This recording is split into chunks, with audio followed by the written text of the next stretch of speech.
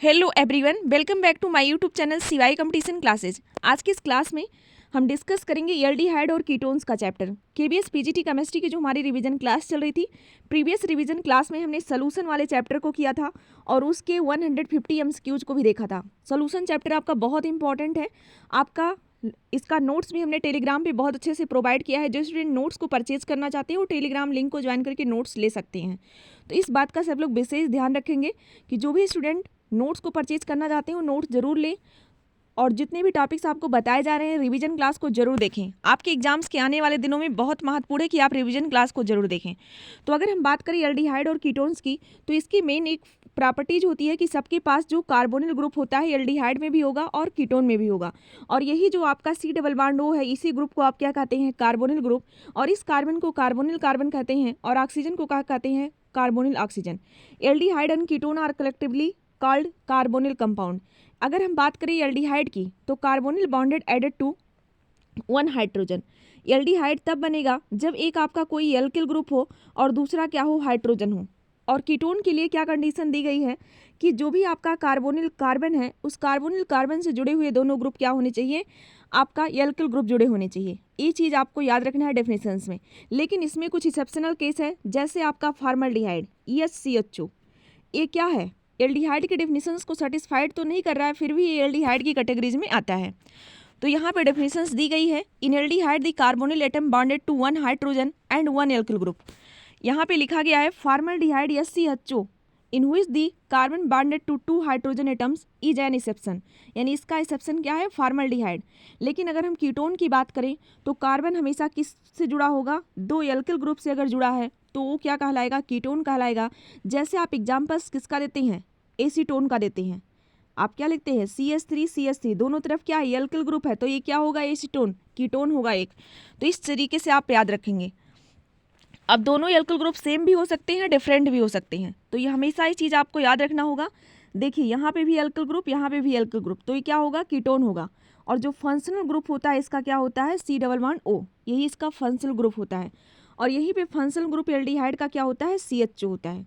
और यहाँ पे देखिए एक ही एल्किल ग्रुप है, तो क्या होगा, एल्डिहाइड। एक्सेप्शन इसका क्या है, फॉर्मल्डिहाइड। अब हम चलते हैं अगला पॉइंट, देखते हैं कि इस जो कार्बोनिल कार्बन है, कार्बोनिल ग्रुप है, अथवा इस एल्डिहाइड और कीटोन्स की जो आपका स्ट्रक्चर्स होता है वो कैसे होता है। तो अगर बात करें C डबल बॉन्ड O की, तो इस कार्बन और ऑक्सीजन के बीच में जो बॉन्ड बना है डबल बॉन्ड होता है। एक आपका पाई बॉन्ड होता है, दूसरा आपका क्या होता है, सिग्मा बॉन्ड होता है। जो भी पाई बॉन्ड बन रहा है, जब भी ऑर्बिटल्स आपस में ओवरलैपिंग कर रहे हैं तो क्या हो रहे हैं, पाई बॉन्ड बन रहा है और सिग्मा बॉन्ड का यहाँ पे जनरेशन हो रहा था। और इस कार्बोनिल जो कार्बन है इसके पास क्या है, लोन पेयर भी क्या है, प्रेजेंट है। देखिए यहाँ पे स्ट्रक्चर रिप्रेजेंट इस तरीके से किया गया है। यही चीज़ यहाँ पे लिखा गया है। अगर हम बात करें हाइब्रिडाइजेशन की, तो यहाँ पे हाइब्रिडाइजेशन क्या है, अगर नंबर ऑफ सिग्मा बॉन्ड इस कार्बन में देखेंगे तो 3 है, तो हाइब्रिडाइजेशन क्या होगा, sp2 हाइब्रिडाइजेशन होगा। यहाँ पे लिखा है both the carbon and oxygen are sp2 hybridized. Hybridization क्या होगा, sp2 होगा। और सिग्मा बॉन्ड कैसे फॉर्म हो रहा है, overlapping of the 2s2p orbitals of the sp2 orbital of oxygen. Pi bond is formed by the overlap of unhybridized orbital of 2 atoms. तो ये ओवरलैपिंग के बारे में यहाँ पे बताया गया है। देखिए यहाँ पे क्या है, जो बॉन्डिंग होगी वो क्या होगी, 120 डिग्री होगी। और क्या होगा, हाइब्रिडाइजेशन sp2 होगा। ये स्ट्रक्चर्स आप यहाँ पे देख सकते हैं। जो चीज़ें इंपॉर्टेंट हम उस पर ज़्यादा फोकस करेंगे। इस तरीके से कुछ इसका पैटर्न्स होता है। अब अगर हम बात करें पोलैरिटी की, तो अगर जब भी आप पीरियोडिक टेबल्स में देखते हैं तो जो ऑक्सीजन होता है उसकी इलेक्ट्रोनेगेटिविटी वैल्यू ज़्यादा होती है। ऑक्सीजन क्या करेगा, इस कार्बन से इलेक्ट्रॉन को अपनी तरफ खींचेगा। अगर इलेक्ट्रॉन को अपनी तरफ खींच रहा है तो ये कार्बन क्या होगा, इलेक्ट्रॉन डिफिशियंट हो जाएगा। इस पर क्या चार्ज आएगा, प्लस चार्ज आएगा, क्योंकि ऑक्सीजन क्या कर रहा है, इलेक्ट्रॉन को अपनी तरफ खींच रहा है, क्योंकि इसकी इलेक्ट्रोनेगेटिविटी ज़्यादा है। तो कार्बन और ऑक्सीजन बॉन्ड क्या हो जाएगा, पोलराइज हो जाएगा। और ऑक्सीजन स्लाइटली नेगेटिव चार्ज रखेगा और कार्बन क्या करेगा, स्लाइटली पॉजिटिव चार्ज रखेगा। इसको इस तरीके से आप रिप्रेजेंट करते हैं। अब आगे हम इसकी केमिकल रिएक्शंस देखेंगे, तो इसको और आगे देखेंगे। अब नॉमेनक्लेचर की बात करें, तो जब भी आप कॉमन नॉमेनक्लेचर करते हैं किसी भी एल्डिहाइड का, तो उसकी जो एंडिंग में है एक एसिड जो आप लिखते हैं, जैसे एसिटिक एसिड है, तो उसकी इंड से इक आप हटा देते हैं और एल्डिहाइड जोड़ देते हैं। फॉर एग्जाम्पल जैसे फार्मिक एसिड है, तो आई सी आप हटाएंगे, एल्डिहाइड जोड़ देंगे, तो क्या होगा, फार्मल्डिहाइड हो जाएगा। एस्टिक एसिड है तो आप इक हटाएंगे और एल्डिहाइड जोड़ देंगे तो क्या हो जाएगा, एस्टल्डिहाइड हो जाएगा। प्रोपिनोइक एसिड है तो इसमें से क्या करेंगे आप, इक हटाएंगे एल्डिहाइड लगा देंगे और उसके साथ साथ और क्या रिमूव कर रहे हैं, एक ऑक्सीजन भी रिमूव कर रहे हैं, इस बात का ध्यान रखेंगे हमेशा।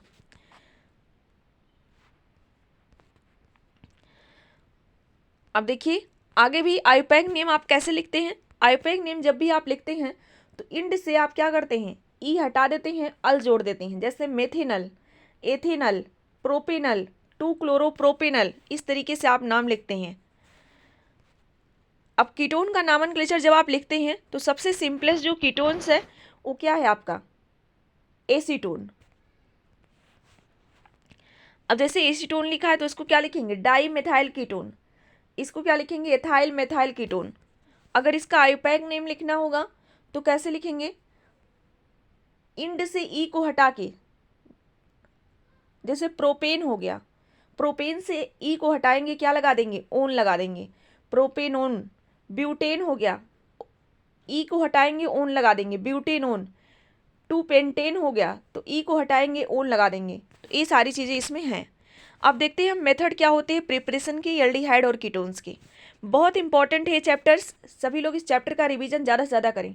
ऑक्सीडेशन जब भी आप एल्कोहल्स का करते हैं तो प्राइमरी एल्कोहल को जब आप ऑक्सीडाइज करते हैं तो आपको पता होगा एल्डिहाइड मिलता है। सब लोग ये चीज़ रट लीजिए, जब भी प्राइमरी एल्कोहल्स है उसका आप ऑक्सीडेशन कराएंगे, कोई भी ऑक्सीडाइजिंग एजेंट अगर आप यूज कर रहे हैं तो वहाँ पे क्या होगा, उससे आपको एल्डिहाइड मिलेगा। और सेकेंडरी जब करते हैं तो कीटोन मिलता है। तो यहाँ पे लिखा गया है पोटेशियम डाइक्रोमेट और पर मैग्नेट, जब भी इसकी प्रेजेंस में आप इसको एस्टिफाई करेंगे तो प्राइमरी अल्कोहल क्या प्रोड्यूस करेगा, एल्डिहाइड, और वाटर क्या होगा, निकल जाएगा। इस चीज़ को आप यहाँ से देखिएगा। अगला चीज़ है इसी तरीके से जब एथाइल अल्कोहल को आप क्या करेंगे, ऑक्सीडाइज करेंगे तो क्या मिलेगा, एस्टल्डिहाइड मिलेगा। The aldehyde form in the above reaction are be easily oxidise to carboxylic acid.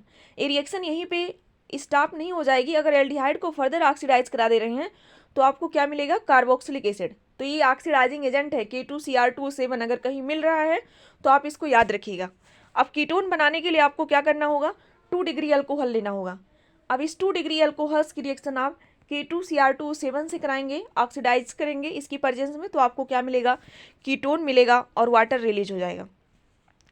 इस तरीके से आप देखेंगे 2-प्रोपेनॉल आइसोप्रोपाइल एल्कोहल जिसे कहते हैं, 2-प्रोपेनॉल आइसोप्रोपाइल एल्कोहल को अगर आप ऑक्सीडाइज करेंगे तो क्या होगा, यहाँ से एक वाटर से निकल जाएगा और आपका क्या मिलेगा, एसीटोन मिलेगा। क्या बनेगा, एसीटोन मिलेगा। यहाँ पे लिखा है ketone are not easily oxidize further, ketone का फर्दर ऑक्सीडेशन नहीं होता है, ये चीज़ आप याद रखेंगे। जैसे आपने कहा 1 डिग्री अल्कोहल किस में हो रहा है, एल्डिहाइड में, एल्डिहाइड फर्दर किस में हो रहा है, एसिड में, लेकिन कीटोन में ऐसा नहीं होगा। अगला पॉइंट देखिएगा, ketones can be obtain from secondary alcohol by Oppenauer oxidation. तो यहाँ पे आप ओपेनओवर ऑक्सीडेशन भी देख लीजिए। In this process the appropriate secondary alcohol is reflexed with excess of acetone in the presence of aluminium tetrabutoxide. तो ये catalyst आपके लिए बहुत ज़रूरी है। कई बार नेम रिएक्शन एग्जाम में 2-3 क्वेश्चन आते ही हैं। अगर आप प्रीवियस ईयर देखेंगे तो बहुत क्वेश्चन आते हैं, केवीएस में तो थोड़ा कम है, लेकिन यूपी पीजीटी में तो नेम रिएक्शंस के भर भर के क्वेश्चन आते हैं। अब देखिए 2 डिग्री अल्कोहल की रिएक्शन अगर आप एसीटोन से करा रहे हैं तो एक तो प्रोडक्ट आपको क्या मिलेगा, कीटोन मिलेगा, और दूसरा क्या मिलेगा आपको, 2-प्रोपेनॉल मिलेगा। तो याद रखिएगा कि कीटोन के साथ अगर प्रोपेनॉल लेना है तो आपको क्या करना होगा, ओपेनओवर ऑक्सीडेशन कराना होगा, और इसमें यूज क्या करते हैं, in the presence of aluminium tertiary butoxide, aluminium tertiary butoxide, और क्या लेते हैं, एल्कोहल के साथ एक्सेस में एसीटोन लेते हैं।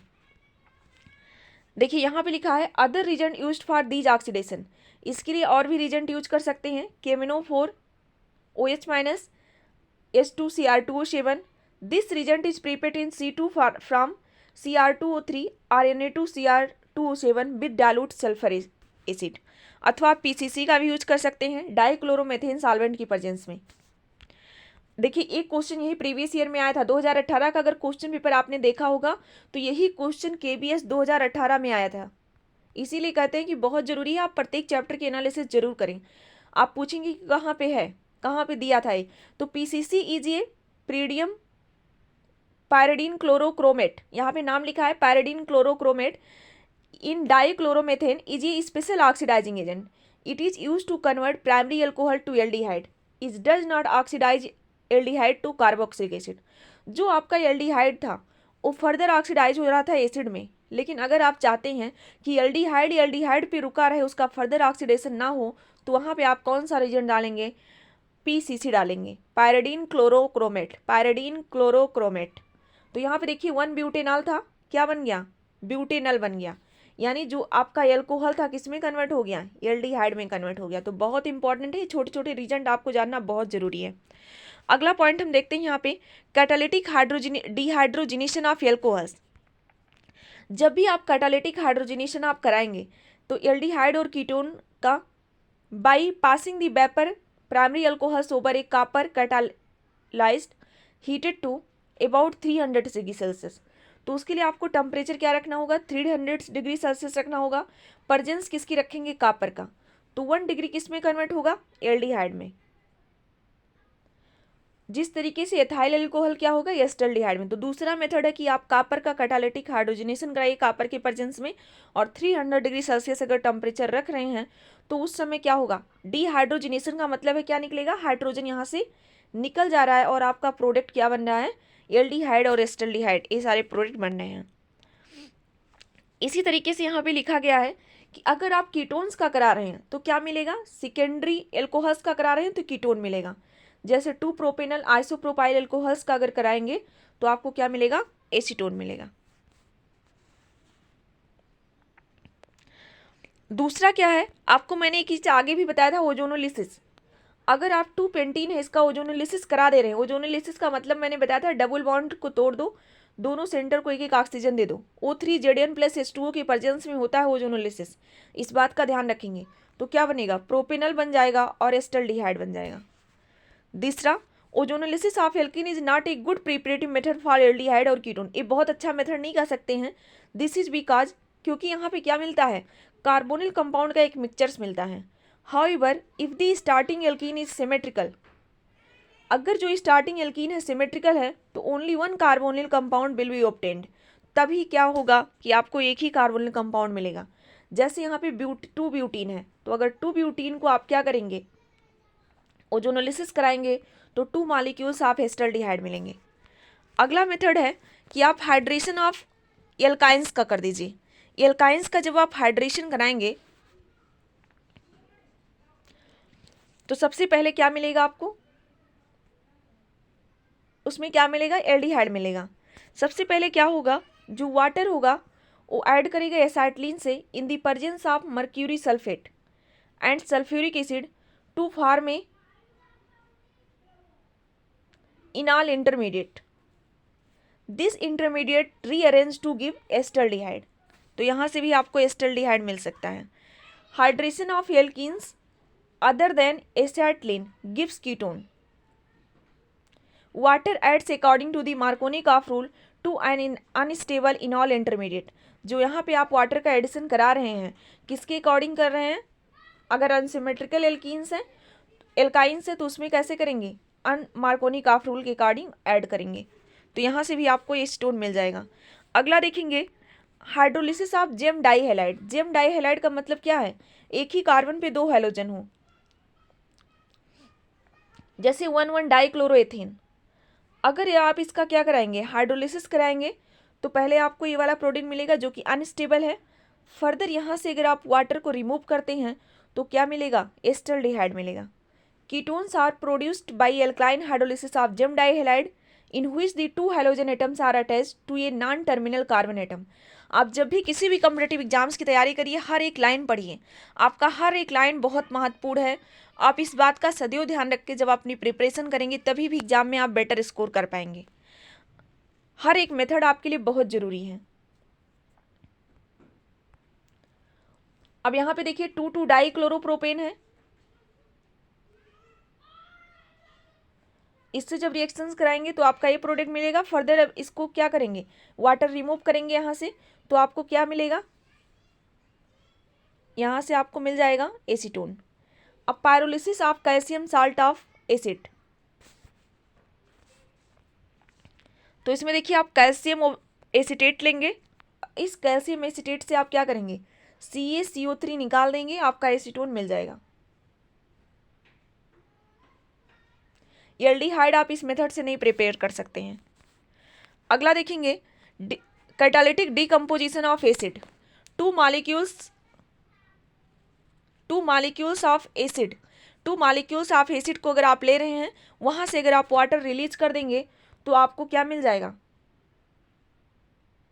एसीटोन मिल जाएगा। आप इस मेथड से क्या नहीं बना सकते, एल्डिहाइड नहीं बना सकते हैं। अगला है रिडक्शन ऑफ एसिड क्लोराइड। अगर आप एसिड क्लोराइड का रिडक्शन कराते हैं किसके प्रेजेंस में, PdBSO4 पॉइजन्स। अभी हम आगे बताएंगे, ये रिएक्शन कभी बार नाम से भी पूछी गई हैं। तो लिखा गया है aldehyde can be prepared by the hydrogenation of acid chloride in the presence of palladium supported over barium sulphate. तो ये आपका एसिड क्लोराइड है RCOCl + H2, और इससे किसकी रिएक्शंस हो रही है, किसके प्रेजेंस में, PdBSO4 H2 के साथ हो रही है, तो आपका एल्डिहाइड बन रहा है प्लस HCl निकल रहा है।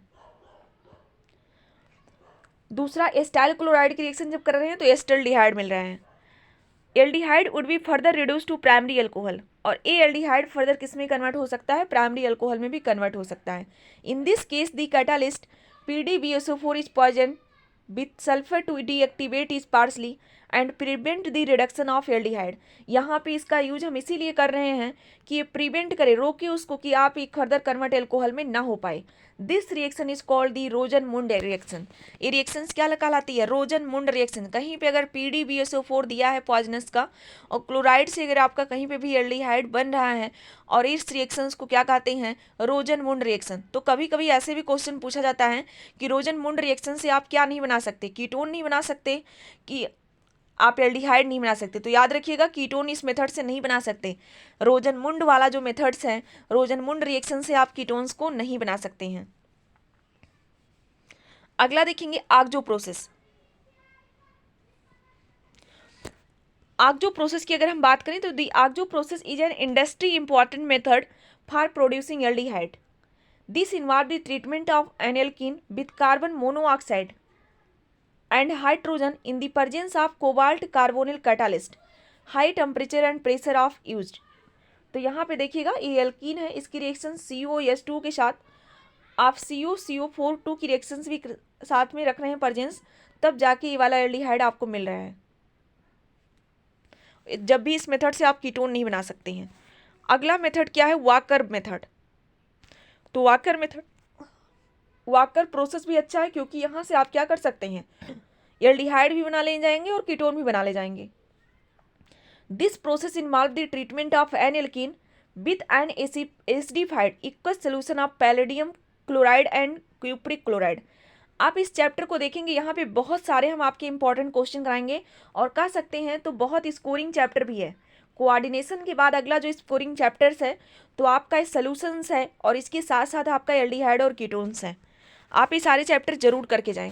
तो जब भी एथालीन की रिएक्शंस PdCl2 और वाटर के साथ हो रही है CuCl2 की प्रेजेंस में, तो कभी कभी पूछा जाता है कि वाकर प्रोसेस जब हम कराते हैं तो वहाँ पे कौन सा रिएजेंट डालते हैं, उसकी ऑक्सीडेशन की स्टेट क्या होती है। तो हमेशा याद रखिएगा PdCl2 CuCl2, और क्या बनेगा, एस्टल्डिहाइड बनेगा।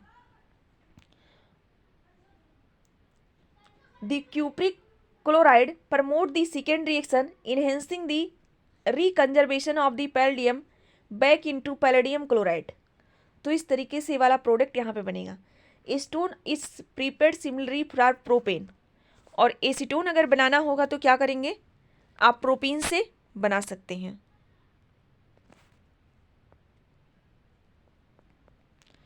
ये काफ़ी इंपॉर्टेंट मेथड है, तो आप देख लीजिएगा एक बार वाकर प्रोसेस को। हमारे पास समय बहुत कम है, नहीं तो हम पूरा रिएक्शंस की मैकेनिज्म भी करके बताते हैं। जब हम UPPGT की प्रिपरेशंस कराएंगे तो उसमें इन सारी चीज़ों को बहुत लार्ज में करेंगे। फिजिकल प्रॉपर्टीज की अगर हम बात करें तो formaldehyde is a gas at room temperature, acetaldehyde boils at 20 degree celsius, other lower aldehyde and ketones are colourless liquid. Formaldehyde याद रखना रूम टेम्परेचर पे गैस होता है। एस्टल्डिहाइड की बॉइलिंग पॉइंट 20 डिग्री सेल्सियस होती है। और अदर जो लोअर एल्डिहाइड और कीटोन्स होते हैं वो कलरलेस लिक्विड होते हैं। Lower aldehyde possess rather unpleasant unpleasant smells, whereas the ketone have pleasant sweet odors. Aldehyde and ketones is less than that of water. Density of aldehyde and ketone is less than that of water. अब यहाँ पे कुछ दिया गया है acid और उनकी boiling point दिए गए हैं। तो देखिए यहाँ पे एल्डिहाइड का जैसे जैसे मॉलिक्यूलर वेट बढ़ रहा है वैसे वैसे देख रहे हैं इसका बॉइलिंग पॉइंट भी बढ़ रहा है। और सेम यही ट्रेंड इसमें भी लग रहा है कीटोन्स में भी, बस थोड़ा सा डिफ्रेंशिएट किस में है 2 पेंटेनोन और 1 पेंटेनोन में। तो देख लीजिए यहाँ पे रीजन भी दिया है because of the polarity of the carbonyl group aldehyde and ketones are polar compound. तो दोनों ही क्या होते हैं पोलर कंपाउंड होते हैं। और polar collector of the molecules give rise to intermolecular interaction. These attractive forces called dipole dipole interaction occurs between partial negative charge on the carbonyl oxygen of one molecules and the partial positive charge on the carbonyl carbon of another molecules। तो देखिए dipole dipole interaction लग रहा है यहाँ पे। Dipole dipole although important are not a strong edge interaction due to hydrogen bonding. As a result, the boiling point of aldehyde and ketones are higher than those of non polar alkanes. तो aldehyde और ketone का जो boiling point होगा ज़्यादा होगा than compare of non polar alkanes, क्योंकि इनकी polarity भी क्या है ज़्यादा है और इसमें क्या है इंट्रेक्शन भी पाया जा रहा है। But lower than those of alcohols of comparable molecular weight. तो याद रखिएगा एल्केन्स से तो ज़्यादा होगा लेकिन एल्कोहल से क्या होगा कम होगा। अब यहाँ पे देखिए एथेन का दिया गया है boiling point -89 degree Celsius. Formaldehyde का क्या है -21 डिग्री सेल्सियस। लेकिन यहीं पे अल्कोहल का कितना है 64.5 डिग्री सेल्सियस। तो सबसे ज़्यादा अल्कोहल का होगा, फिर एसीटोन का होगा और सबसे कम किसका होगा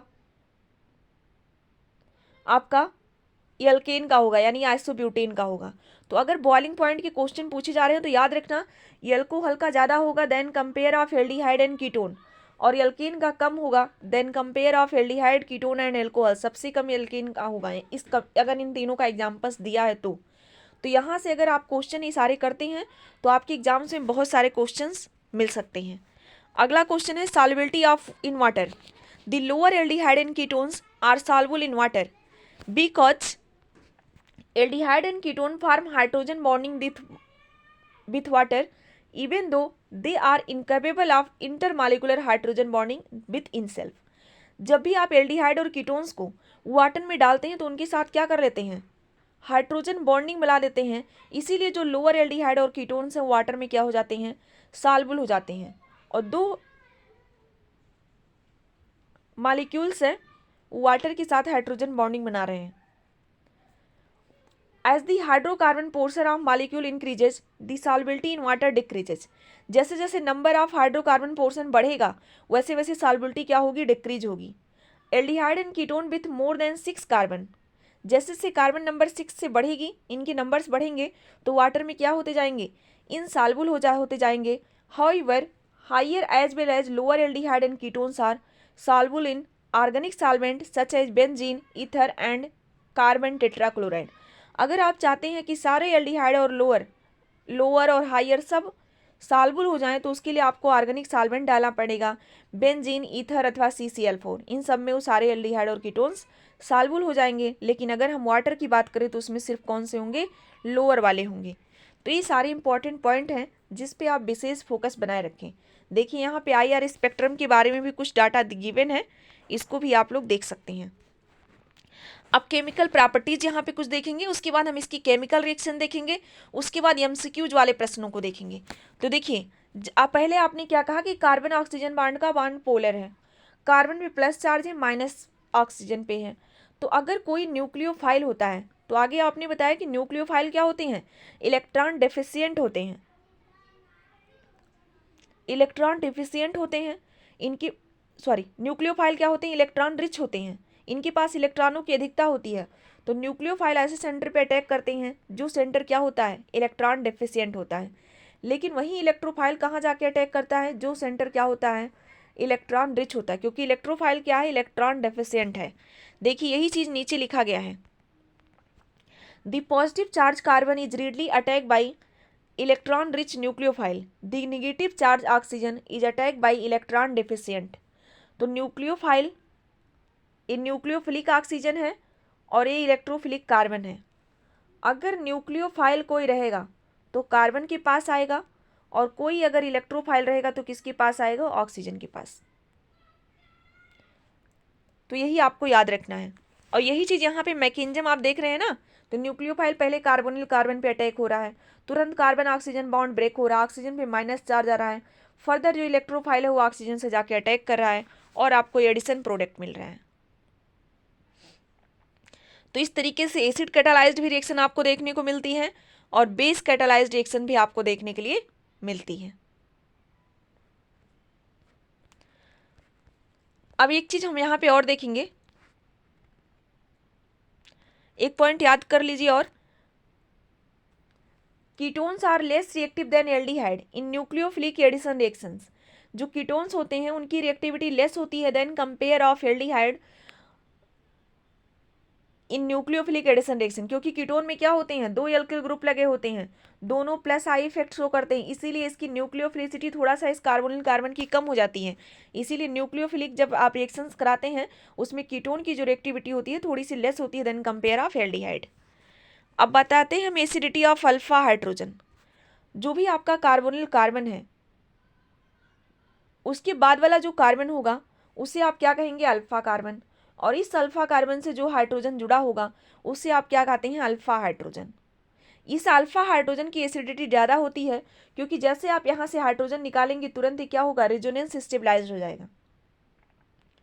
यहाँ पे देखिए यही पे लिख दी, alpha hydrogen of aldehyde and ketone are acidic nature, the acidity is due to the fact the anion which result from the removal of alpha hydrogen by a base is stabilised by resonance. ऐसा इसलिए हो रहा है कि जब हम protons का removal कर ले रहे हैं तो रेजोनेंस के द्वारा स्टेबलाइज्ड हो जा रहा है, इसीलिए उसे इनोलेट आयन भी कह रहे हैं इसी को। तो देखिए यहाँ पे सारी चीज़ें वही इसी के बारे में बताया गया। तो अगर प्रोटॉन रिमूव करना होगा तो कार्बोनिल कार्बन के बाद वाले कार्बन से ज़्यादातर प्रोसेस करेंगे रिमूव करने का। अब कुछ इंपॉर्टेंट रिएक्शंस देखेंगे हम एल्डिहाइड और कीटोन्स की। तो सबसे पहले एडिशन रिएक्शंस देखते हैं, और एडिशन रिएक्शन में हम देखेंगे सोडियम बाईसल्फाइड से NaHSO3 से। NaHSO3 की रिएक्शन आपको किस पे कराना है, कार्बोनिल कार्बन पे कराना है।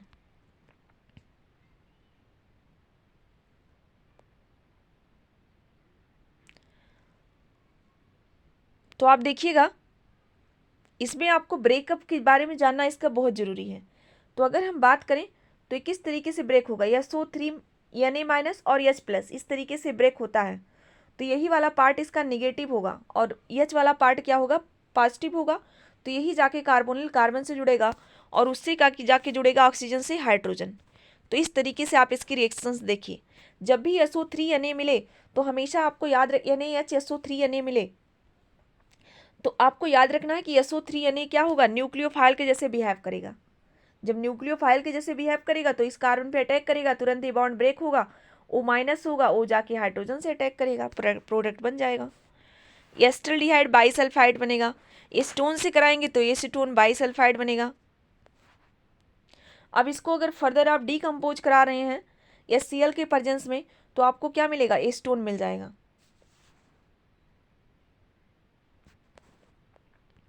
यही चीज यहाँ पे लिखा गया है, the formation and decomposition of bisulphite addition compound is used for the purification and separation of carbonyl compound. अगर आपको क्या करना है, कहीं से आपको प्यूरिफिकेशन करना है और सेपरेशन करना है कार्बोनिल कंपाउंड का, तो इस बाईसल्फेट रिएक्शंस का डीकम्पोजिशन करा दीजिए, फर्दर उसकी रिएक्शंस करा दीजिए तो आपको मिल जाएगा। अगला है एडिशन ऑफ हाइड्रोजन साइनाइड। अब देखिए अगर आपको न्यूक्लियोफाइल और इलेक्ट्रोफाइल पता चल जा रहा है किसी भी रिएक्शन, तो बहुत आसान है रिएक्शंस। तो आपको पता है H+ और Cn- में ब्रेक होगा, Cn- यहाँ जाके अटैक करेगा, तुरंत बॉन्ड ब्रेक होगा, ऑक्सीजन पे माइनस चार्ज आएगा, ये माइनस चार्ज इससे अटैक करेगा, ये साइनोहाइड्रिन बनेगा।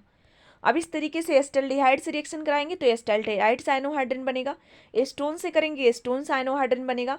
यहाँ पे देखिए एक पॉइंट लिखा गया है, SCN is a very poisonous gas. याद रखिएगा SCN is very poisonous gas है। It is produce in C2 by the reaction action of dilute sulphuric acid on potassium cyanide. अगला दिया गया है मैकेनिज्म, आप इसकी किस तरीके से कराएंगे। तो मैकेनिज्म आपको देखने के लिए इतना टाइम नहीं है, यहाँ पे हम बता दे रहे हैं, आप एक बार अगर इसको देखना चाहें तो देख सकते हैं। बाकी जो मैंने जो आगे बताया है उसी तरीके से इसकी मैकेनिज्म होगी। अब अगर कहीं पे एस्टल्डिहाइड आपने साइनोहाइड्रिन बनाया है, अगर इस एस्टल्डिहाइड साइनोहाइड्रिन को फर्दर आप हाइड्रोलाइज्ड कर दे रहे हैं तो आपको लैक्टिक एसिड मिल जाएगा। लैक्टिक एसिड, देखिए यहाँ पे लैक्टिक एसिड है। अगला देखेंगे addition of Grignard reagent. Addition of Grignard reagent जब भी कराएंगे तो सबको पता है कि जो एल्डिहाइड और कीटोन्स हैं जब भी ग्रिग्नार्ड रिजेंट से रिएक्ट करेंगे RMgX होता है, तो R पे क्या होगा, माइनस होगा, MgX पे प्लस होगा। तो MgX इस पे अटैक करेगा, तुरंत बॉन्ड ब्रेक होगा, O माइनस होगा और उस O माइनस से क्या जुड़ेगा, सॉरी एक मिनट, हमने क्या कहा, RMgX है, MgX क्या होगा, प्लस होगा, R माइनस होगा। इन न्यूक्लियोफाइल कहाँ जाके अटैक करेगा, R कार्बोनिल कार्बन पे, तुरंत ही बॉन्ड ब्रेक होगा और इस ऑक्सीजन माइनस से MgX जुड़ेगा। इस तरीके से अनस्टेबल इंटरमीडिएट यहाँ पे बन गया है। फर्दर इसकी आप हाइड्रोलिसिस कराएंगे तो आपको अल्कोहल मिलेगा, MgXOH निकल जाएगा। यहाँ पे लिखा गया है this reaction provide a confident way of preparing alcohol that contain a larger carbon chain than starting materials. Formaldehyde react with Grignard reagent to produce primary alcohols, and other aldehyde give secondary alcohol. Ketone react with Grignard reagent to produce tertiary alcohols. देखिए कितनी important और कितनी अच्छी reactions है। Formaldehyde की reaction जब आप कराएंगे ग्रिग्नार्ड रिजेंट के साथ तो आपको क्या मिलेगा, यहाँ पे एथेनॉल मिलेगा, यानी 1 डिग्री अल्कोहल्स। एस्टल्डिहाइड का जब आप कराएंगे तब भी आपको क्या मिलेगा, 2 प्रोपेनॉल मिलेगा। क्या मिलेगा यहाँ पे, 2 प्रोपेनॉल मिलेगा। अगला एस्टोन का रिएक्शन जब आप कराएंगे तो यहाँ पे क्या मिलेगा, 3 डिग्री अल्कोहल मिलेगा, 2 मेथाइल 2 प्रोपेनॉल। तो सबसे पहले क्या होगा, CH3 माइनस यहाँ जाके अटैक करेगा, तुरंत ही बॉन्ड ब्रेक होगा, O माइनस आएगा, O माइनस आके इस MgI से रिएक्ट करेगा। देखिए इस तरीके से बना हुआ है। फर्दर आप हाइड्रोलिसिस कराएंगे तो आपको ये वाला प्रोडक्ट मिलेगा। अगला रिएक्शन देखेंगे एडिशन ऑफ अमोनिया। तो एडिशन ऑफ अमोनिया फार्मल्डिहाइड नहीं करता है, देखिए ये चीज़ याद रखिएगा, फार्मल्डिहाइड अमोनिया से रिएक्शन नहीं करेगा, एक्सेप्ट फार्मल्डिहाइड लिखा है। React with ammonia to form solid aldehyde ammonia, solid aldehyde ammonia. तो ये किस में ब्रेक हो रहा है, NH2 माइनस में और H प्लस में। तो NH2 माइनस यहाँ जाके अटैक करेगा, बॉन्ड ब्रेक होगा, H यहाँ से अटैक करेगा, तो यही वाला प्रोडक्ट बनेगा। यहाँ पे लिखा the aldehyde ammonia when heated with dilute acid regenerate the aldehyde. अगर फर्दर इसको डाइल्यूट एसिड के साथ रिएक्ट करेंगे तो फर्दर आपको एल्डिहाइड मिल जाएगा। Thus the formation and decomposition of this compound is used for purification of aldehyde. आगे लिखा है formaldehyde and ketones do not form addition compound with ammonia. जो फार्मल्डिहाइड हैं और कीटोन्स हैं वो अमोनिया के साथ रिएक्ट नहीं करेंगे, but instead yield complex condensation product. तो याद रखिएगा जब भी इसकी रिएक्शन अमोनिया के साथ कराएंगे तो उससे रिएक्ट नहीं करेगा। एस्टोन जब अमोनिया के साथ रिएक्ट करता है तो डाई एस्टोन एमीन बनाता है। अभी अब देखिए यहाँ से इंपॉर्टेंट रिएक्शंस आपकी स्टार्ट हो गई। अभी तक थोड़ा सा आपको बोरिंग लग रहा होगा, लेकिन आपका सब्जेक्ट, आपको हर एक लाइन का मतलब पता होना चाहिए कि एस्टल्डिहाइड से अमोनिया रिएक्ट करेगा तो क्या बनाएगा, कीटोन से अगर नहीं रिएक्ट कर रहा है तो क्या बनाएगा।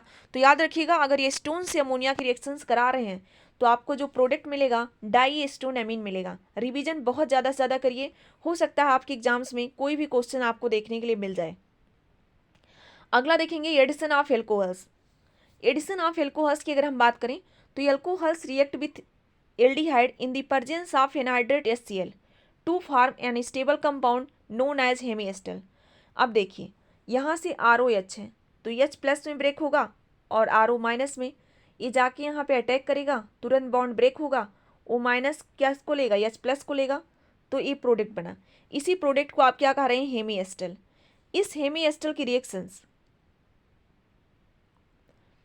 आप फर्दर किससे करा दे रहे हैं,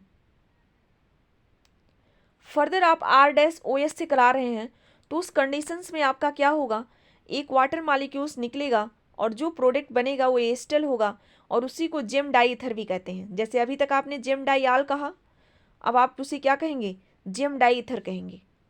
this reaction is reversible, a large excess of alcohol is used to shift the equilibrium in favor of acetal formation. The reaction of acetaldehyde and methyl alcohol result in the formation of acetaldehyde dimethyl acetal. इस तरीके से आप इसकी reactions कराएंगे। और देखिए 2 molecules आपने लिया था ना टोटल, ये आपका एस्टल्डिहाइड था, एक मॉलिक्यूल लेते तो हेमी एस्टल बनता, 2 मॉलिक्यूल्स यूज करेंगे तुरंत आपको एस्टल मिल जाएगा, यानी इसी कार्बन पे 2 OCH3OR ग्रुप लग जाएंगे। यही आपका हेमी एस्टल है और एस्टल है, इस तरीके से करना है आपको। तो ये एस्टल्डिहाइड की रिएक्शन जब भी एल्कोहल से होगी तो याद रखना, अगर 1 मोल है तो हेमी एस्टल बनेगा, अगर 2 मोल एल्कोहल्स ले रहे हैं तो एस्टल बनेगा।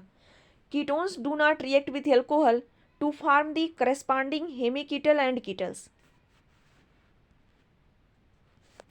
रिएक्शन विथ अमोनिया डेरिवेटिव्स, अगर अमोनिया डेरिवेटिव्स की रिएक्शंस करा रहे हैं aldehyde and ketone to form compound containing carbon nitrogen double bond, तो आपको एक ऐसा कंपाउंड मिलेगा जो कि कार्बन नाइट्रोजन डबल बॉन्ड को रखेगा और वाटर मॉलिक्यूल्स रिलीज हो जाएगा। ये वाली रिएक्शंस आप देख सकते हैं यहाँ पे। अब आगे हम इंपॉर्टेंट रिएक्शंस देख ले रहे हैं कि एस्टल्डिहाइड जब रिएक्ट करेगा किससे, हाइड्रोक्सिलेमीन के साथ, तो क्या बनेगा, ऑक्जिम बनेगा। याद रखिएगा NH2OH, याद रखिएगा NH2OH किसका फार्मूला है, हाइड्रोक्सिलेमीन, हाइड्रोक्सिलेमीन, तो क्या बनेगा, ऑक्जिम बनेगा। एस्टोन की रिएक्शन जब आप कराएंगे हाइड्रोक्सिलेमीन के साथ तो क्या बनेगा, एस्टोन ऑक्जिम बनेगा।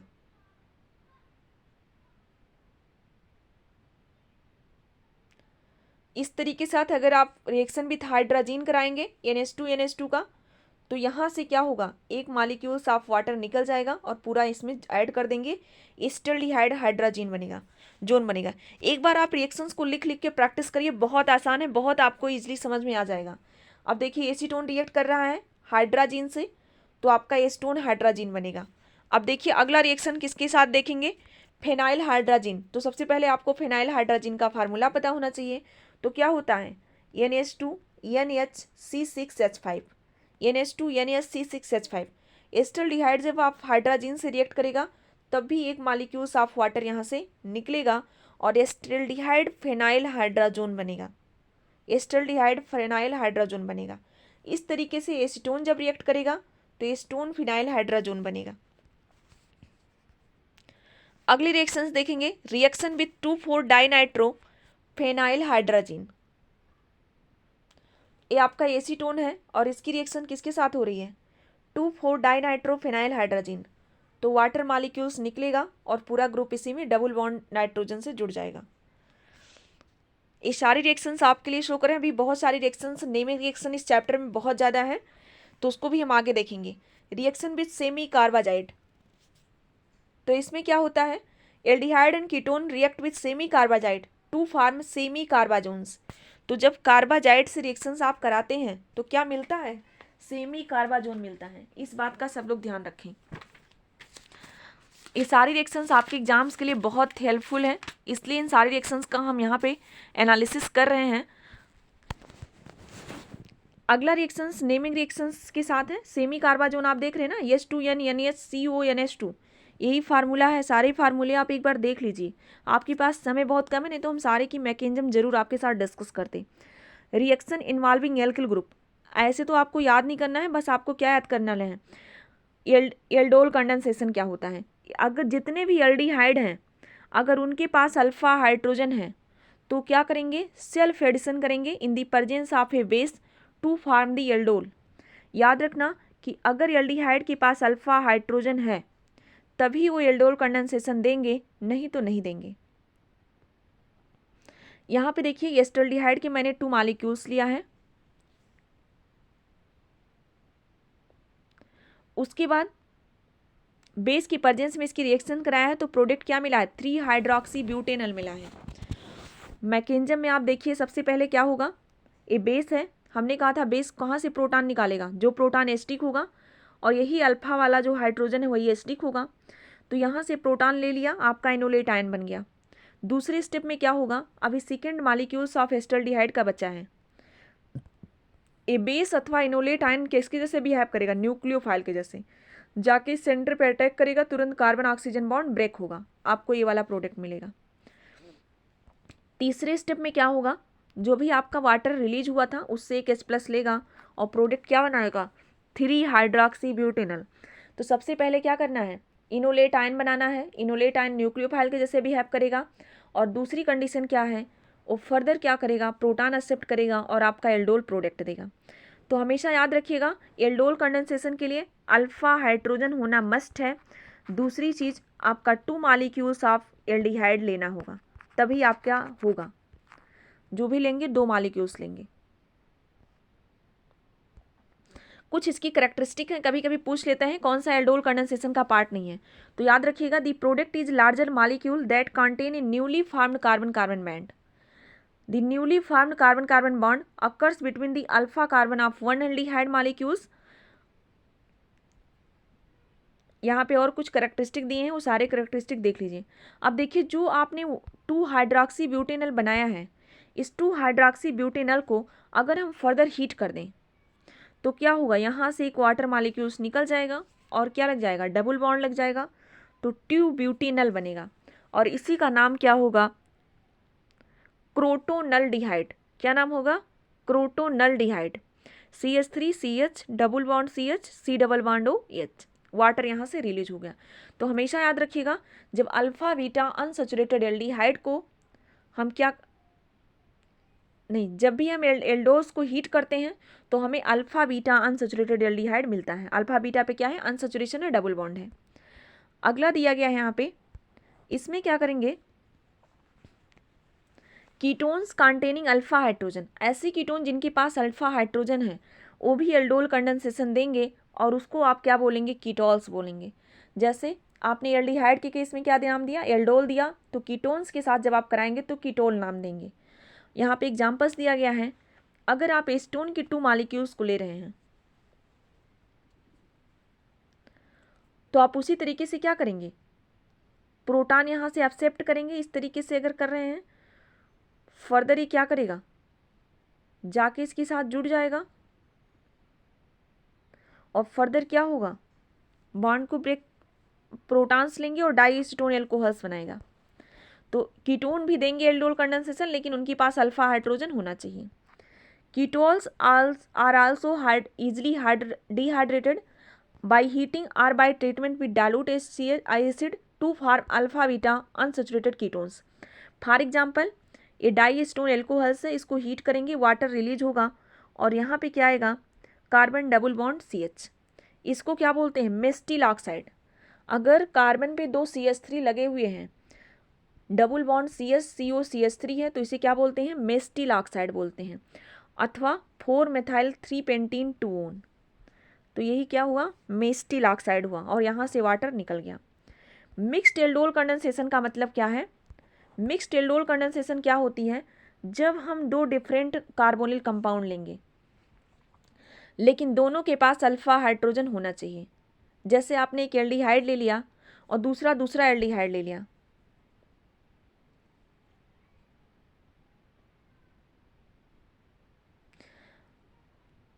और कभी कभी ऐसा भी केस आपको मिलता है कि एक के पास क्या हो, अल्फा हाइड्रोजन हो, दूसरे के पास ना हो, तब भी ये रिएक्शंस हो सकती है, क्योंकि एक का आप क्या करेंगे, इनोलेट आयन बना लेंगे। देखिए यहाँ पे एग्जांपल उसी का दिया है। For example, acetaldehyde react with benzaldehyde. Benzaldehyde के पास अल्फा हाइड्रोजन नहीं है। In the presence of a base 2 form cinnamaldehyde, 2 form cinnamaldehyde. यहाँ पे देखिए रिएक्शन दी गई है, ये आपका बेंजल्डिहाइड है, बेंजल्डिहाइड के पास नहीं है। देखिए यही रिएक्शन है, CH3COH, इसको क्या लिख सकते हैं, CH2H लिख सकते हैं। बेस OH माइनस आया, प्रोटॉन निकाल लिया, इसको इलेक्ट्रॉन दिया, OH माइनस हो गया। अब क्या करेगा, यही जाके बेंजल्डिहाइड पे अटैक करेगा, ये बॉन्ड ब्रेक होगा, तो O पे माइनस होगा, ये वो ऑक्सीजन ले लेगा, कार्बन ले लेगा, हो जाएगा। इस तरीके से बनाएंगे। तो हमेशा याद रखिएगा मिक्स्ड एल्डोल कंडेंसेशन किसे कहते हैं, जब दो हमारे अलग अलग एल्डिहाइड्स लिए जा रहे हों अथवा दो अलग अलग कीटोन्स लिए जा रहे हों तो उसे मिक्स एल्डोल कंडेंसेशन कहते हैं। लेकिन उसके लिए ज़रूरी क्या है कि आपके एक के पास अल्फा हाइड्रोजन होना जरूरी है, दोनों में से किसी एक के पास अल्फा हाइड्रोजन जरूरी है। जैसे यहाँ पे बेंजल्डिहाइड के पास नहीं था तो एस्टल्डिहाइड के पास था, ऐसे। तो इसमें क्या बनेगा, सिनेमल्डिहाइड।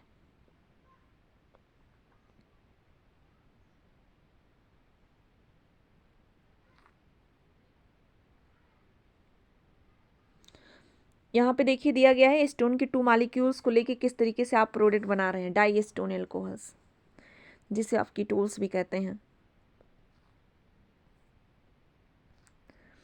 अब देखिए एस्टोल की एक रिएक्शंस है जिसे आप क्या बोलते हैं, क्लोरीनेशन। यानी एस्टल्डिहाइड की जब आप क्लोरीन के साथ रिएक्शंस कराते हैं तो क्या बनता है, क्लोरेल बनता है। क्लोरेल का फार्मूला क्या है, CCl3 C double bond OH।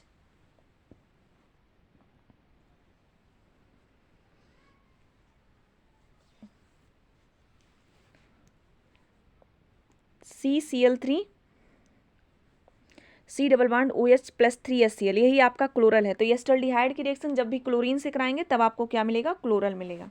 If chlorine is bubbled through water warm acetone, successive replacement of the methyl hydrogen takes place in yielding a mixture of chloropropanones. तो मिक्सचर साफ किसका मिलेगा, क्लोरोप्रोपेनोन्स का मिलेगा। एस्टोन की रिएक्शन जब आप Cl2 के साथ कराएंगे तो आपको ये दोनों मिक्सचर्स मिलेंगे। अब कुछ रिडक्शन रिएक्शन भी हम देख लेते हैं। जब भी आप एल्डिहाइड और कीटोन्स को रिड्यूस करेंगे एल्कोहल के साथ by treatment with hydrogen and Ni or platinum catalyst, aldehyde gives primary alcohol, ketone gives secondary alcohol. काफ़ी इंपॉर्टेंट रिएक्शंस हैं, आप इन सारी रिएक्शंस को जरूर देखिए। अभी हम आगे बहुत सारे इंपॉर्टेंट रिएक्शन और आपके साथ लेके आ रहे हैं। ये MCQ जब आप करेंगे तो आपके सारे डाउट्स क्लियर हो जाएंगे। तो एल्डिहाइड का ES2 और निकल की प्रेजेंस में जब आप कराएंगे रिडक्शन तो प्राइमरी अल्कोहल मिलेगा। एस्टल्डिहाइड का जब कराएंगे तो एथाइल अल्कोहल मिलेगा। कीटोन का जब कराएंगे तो क्या मिलेगा, सेकेंडरी अल्कोहल मिलेगा। एसीटोन का जब आप कराएंगे तो क्या मिलेगा, आइसोप्रोपाइल अल्कोहल मिलेगा। इस तरीके से आप यहाँ पे देख सकते हैं। इसके अलावा अगर कोई रिड्यूसिंग रिजेंट डाल देते हैं डायरेक्टली, जैसे ये सारी रिएक्शन तो बहुत कॉमन है, एग्जाम में क्या करते हैं थोड़ा सा क्वेश्चन को और मॉडिफाइड करके देते हैं। तो अगर एल्डिहाइड है अथवा कीटोन है उसके साथ कोई रिड्यूसिंग एजेंट डाल दे रहे हैं, जैसे लिथियम एल्युमिनियम हाइड्राइड अथवा सोडियम बोरोहाइड्राइड, तो क्या होगा, जो एल्डिहाइड है वो किस में रिड्यूस होगा, एल्कोहल में।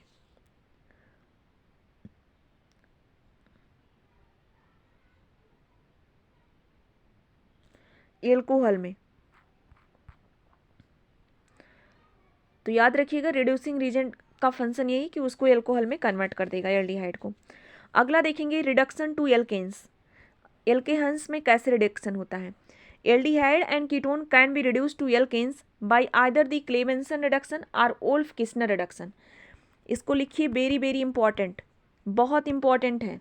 कभी कभी पूछा जाता है कि क्लेमेंसन रिडक्शन में किसका यूज करते हैं, ये भी आपका किसमें KBS में एक क्वेश्चन आया हुआ है कि ZnMgHCl के प्रेजेंस में क्या बनाएगा। तो याद रखिएगा this involve the zinc mercury amalgam, zinc mercury amalgam in the presence of zinc mercury amalgam in the presence of hydrochloric acid as the reducing agent. तो डबल बॉन्ड को क्या करेगा, रिड्यूस करेगा और एल्केन बनाएगा, CH2 हो जाएगा, RCH2R-। तो ZnHgHCl याद रखिएगा, जिंक मर्करी एमलगम है। अगला है वोल्फ किस्नर रिडक्शन। तो वोल्फ किस्नर रिडक्शन के लिए याद रखना बेसिक सोल्यूशन आप किसका चाहिए, NH2 चाहिए। सब लोग लर्न करो मेरे साथ, वोल्फ किस्नर रिडक्शन के साथ क्या चाहिए, हाइड्रोजन चाहिए, बेसिक सोल्यूशन हाइड्रोजन का चाहिए। लेकिन क्लेमेंसन के साथ क्या चाहिए आपको, क्या लिखे थे, जिंक मर्करी एमलगम चाहिए, तब भी आपका एल्केन बनेगा।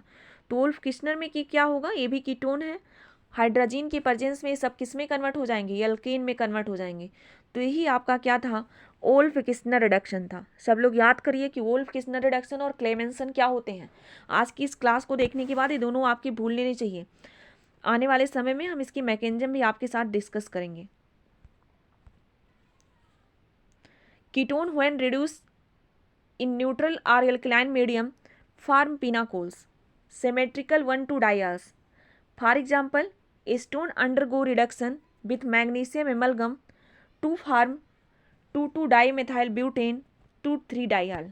यानी एसीटोन है, इसकी रिएक्शन 2H से करा रहे हैं Mg और Hg के प्रेजेंस में वाटर के साथ, तो क्या बन रहा है 2,3-dimethyl-butane 2,3 diol, तो यही बना रहा है पिनाकोल्स। तो वोल्फ किस्नर और क्लेमेंसन तो बहुत इंपॉर्टेंट है, उसको आप जरूर याद कर लीजिएगा।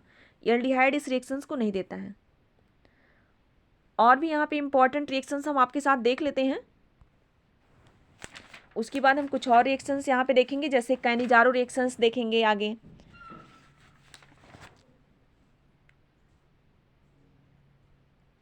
ऑक्सीडेशन रिएक्शंस देखते हैं, तो इसमें लिखा है aldehydes are easily oxidize, ketone are oxidize only under drastic condition. तो एल्डिहाइड का जो ऑक्सीडेशन है बहुत आसानी से हो जाता है। एल्डिहाइड देखिए Na2Cr2O7 ऑक्सीडाइजिंग एजेंट है, अथवा K2Cr2O7 ये सब कहीं मिलेंगे तो एल्डिहाइड किस में हो जाएगा कन्वर्ट, पहले एल्कोहल में, फिर उसमें किस में कन्वर्ट हो जाएगा, एल्डिहाइड से किस में बन जाएगा, एसिड में चला जाएगा।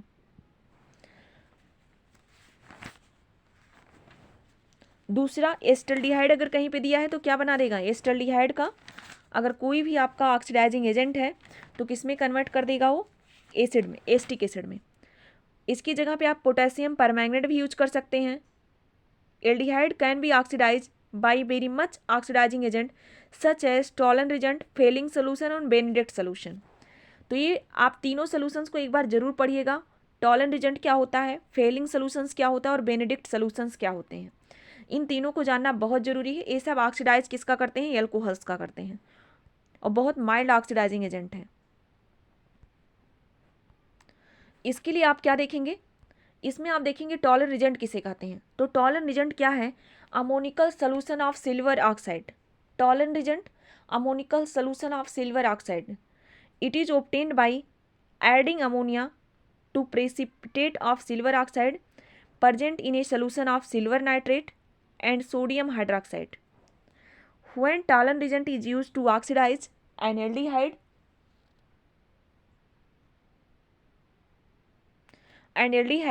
the silver ion is reduced to metallic form, and if the reaction is carried out, a clean test tube deposit as a mirror.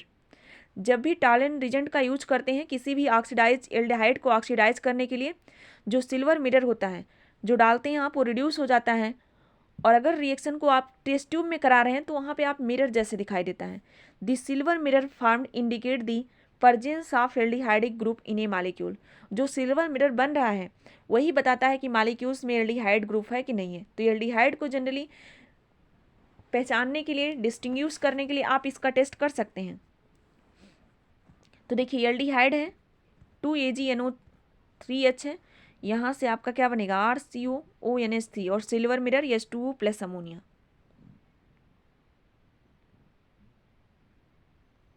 यहाँ पे देखिए दिखाया गया है कि दिखाता है presence of readily oxidised functional group deposit of a silver mirror किस तरीके से बन रहा है।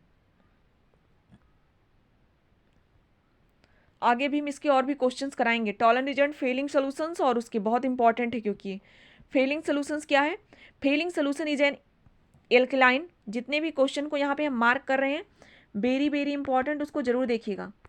Fehling solution is a alkaline solution of cupric ion complex with sodium potassium tartrate ion.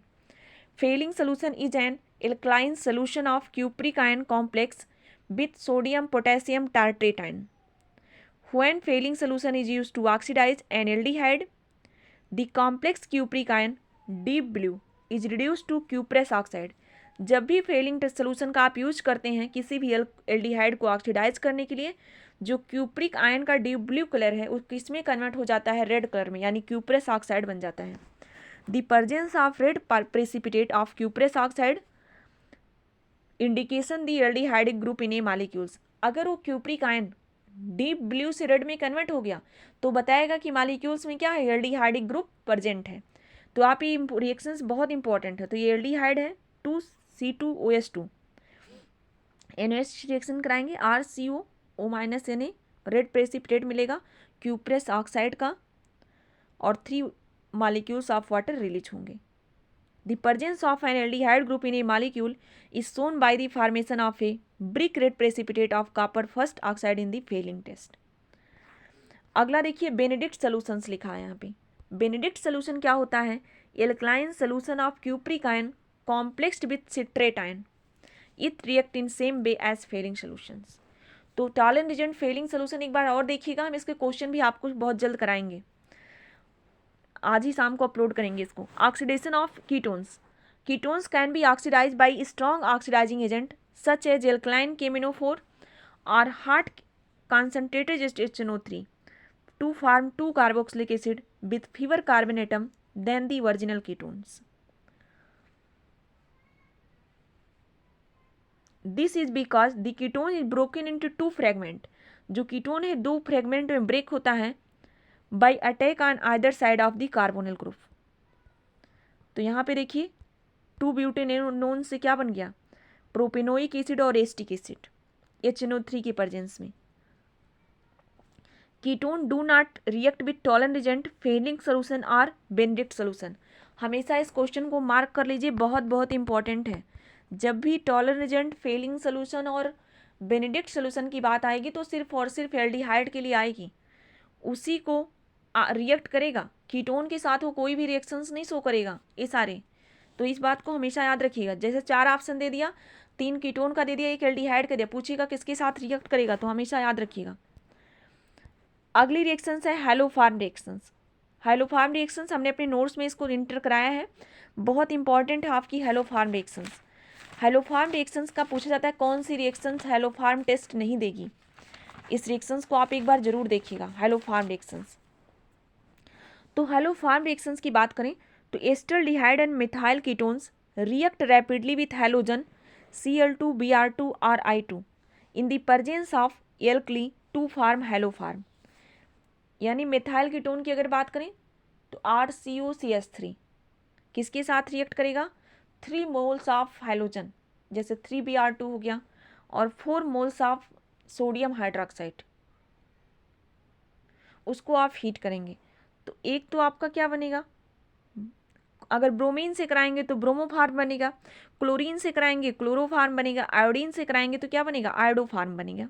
इसे आयोडोफार्म टेस्ट के नाम से भी जानते हैं, और NaBr यहाँ से निकल जाएगा। तो यही इंपॉर्टेंट है कि 3 मोल हाइड्रोजन लेते हैं और 4 मोल सोडियम हाइड्रोक्साइड लेते हैं। तो हमेशा इसको याद रखिएगा, कभी इस तरीके से भी प्रश्न पूछे जा सकते हैं कि कितने मोल्स किसको लेंगे। This reaction called the haloform reaction takes place in 2 ways. किस तरीके से इस रिएक्शंस को कराते हैं,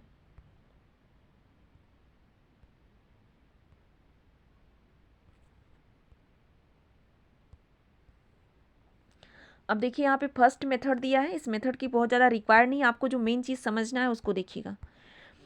हैलोफार्म test is use to diagnose in the presence of COCH3। अगर कोई भी आपका कार्बोनिल एल्डिहाइड कीटोन जो भी है उसके पास COCH3 ग्रुप प्रेजेंट है तो हैलोफार्म टेस्ट अथवा आयोडोफार्म टेस्ट देगा, इसके लिए कंडीशन है, तो वो वाला टेस्ट ये देगा। इस बात का सब लोग ध्यान रखें। अथवा अगर आप देखेंगे इस तरीके से अगर आपका ग्रुप प्रेजेंट है तब भी वो क्या करेगा, हैलोफार्म टेस्ट देगा। ये दोनों ग्रुप अगर कहीं पे अभी आपको मिल रहे हैं, सेकेंडरी एल्कोहल्स अगर कहीं पे मिल रहा है, अथवा आपको COCH3 ग्रुप अगर कहीं पे प्रेजेंट है तो हैलोफार्म अथवा आयोडोफार्म टेस्ट देगा। जब भी आपका इसको ये वाला क्वेश्चन आएगा आप इस दोनों को जरूर खोजिएगा। For this purpose is solution is iodine is added to unknown compound, the aqueous alkali positive test yield a bright yellow precipitate of iodoform, chloroform and bromoform are liquids. This is known as iodoform test and given by methyl ketone and acetaldehyde.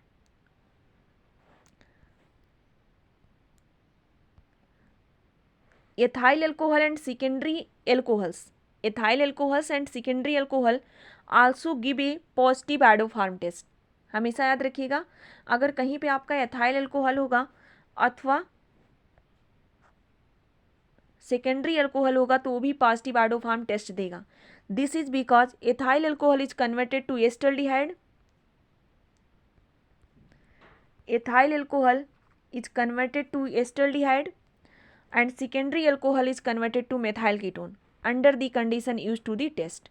तो haloform test देने के लिए देखिए यहाँ पे एक reaction लिखी गई है, तो COCH3 आपको दिख रहा है, तो ये क्या करेगा I2NOH के साथ रिएक्ट करके आइडोफार्म देगा। लेकिन यहाँ पे देखिए जो ग्रुप है वो क्या है, COCH2CH3 है, तो ये आइडोफार्म टेस्ट नहीं देगा। तो 2 पेंटोनोन और 3 पेंटोनोन, 2 पेंटेनोन है और 3 पेंटोनोन में अगर आपको विभेद करना है, यही क्वेश्चन अभी जो KBS LDC का एग्जाम हुआ है, LDC का एग्जाम हुआ, यही क्वेश्चन पूछा था कि 2 आइडोफार्म और 3 आइडोफार्म में अगर आपको विभेद करना हो, डिफ्रेंशिएट करना हो, तो कैसे करेंगे। तो आप क्या करिए, आइडोफार्म टेस्ट करा दीजिए। जो 2 पेंटेनोन है, दूसरे पोजीशन पे क्या लगा है C double bond O, 2 pentanone जो है वो क्या करेगा, आइडोफार्म टेस्ट देगा, लेकिन 3 पेंटेनोन आइडोफार्म टेस्ट नहीं देगा। यही रिएक्शंस आपको याद रखना है, वेरी वेरी इंपॉर्टेंट, इसको मार्क कीजिए। अगर 2 पेंटेनोन और 3 पेंटेनोन में आपको डिफ्रेंशिएट करना है तो इससे बेस्ट मेथड कोई भी नहीं हो सकता। अगली आ गए हम मोस्ट इंपॉर्टेंट रिएक्शन के साथ, और रिएक्शंस होगी आपकी कैनिजारो रिएक्शंस। कैनिजारो रिएक्शंस में हम देखते हैं क्या होगा। कैनिजारो रिएक्शंस में क्या होगा, aldehyde which lack an alpha hydrogen,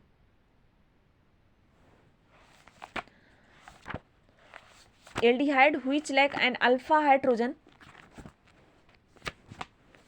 ऐसे एल्डिहाइड जिनके पास अल्फा हाइड्रोजन ना हो, when heated with concentrated NaOH undergo disproportionation reaction. ऐसे एल्डिहाइड जिनके पास अल्फा हाइड्रोजन नहीं है वो क्या कर रहे हैं, डिसप्रोपियो रिएक्शन दे रहे हैं in the presence of a base. किसकी प्रेजेंस में, बेस की प्रेजेंस में।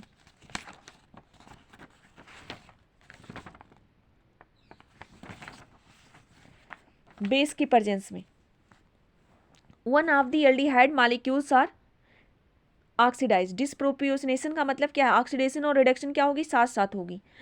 And 1/2 are reduce to an alcohol, तो 1/2 द एल्डिहाइड मॉलिक्यूल ऑक्सीडाइज होंगे कार्बोक्सिलिक एसिड में, and 1/2 are reduce to an alcohol.